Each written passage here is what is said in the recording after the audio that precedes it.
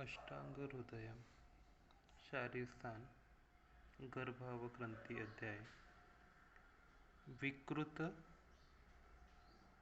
वियोनि विकृत आकाराणाम उत्पत्तौ कारणम।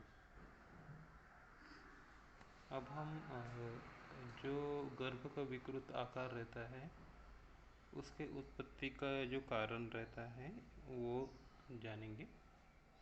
ननु कथम वियोनयोः विकृत आकाराश्च गर्भा स्युः। वियोनि विकृत आकार जायन्ते विकृते मले।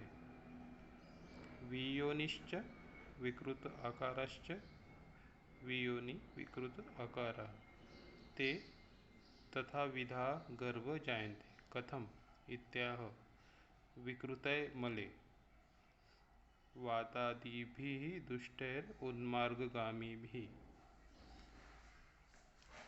कभी कभी हमने ऑब्जर्व किया है कि जो गर्भ उत्पन्न होता है उसका जो आकार रहता है वो विकृत रहता है।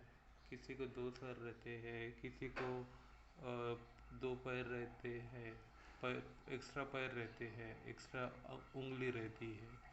तो ये सब चीज़ें क्यों उत्पन्न होती है इसका कारण जो है आयुर्वेद में बताया गया है। तो ये है विकृतय मलय। मतलब यहाँ पे विकृत मल किसको बोला गया है?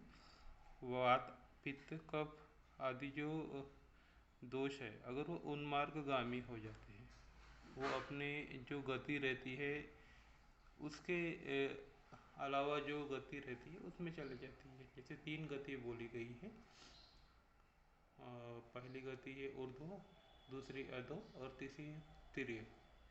तो दोष अपने स्थान में अगर जो गति है वो गति के विरुद्ध गति में अगर हो जाता है, जैसा कोई दोष ऊर्ध्व गति में जा रहा है वो अधो हो जाता है या तिर्यक हो जाता है। जो तिर्यक जाने को होना वो अधो या ऊर्ध्व चले जाता है, या जो अधो जाने को कहा है वो ऊर्ध्व या तिर्यक चले जाता है।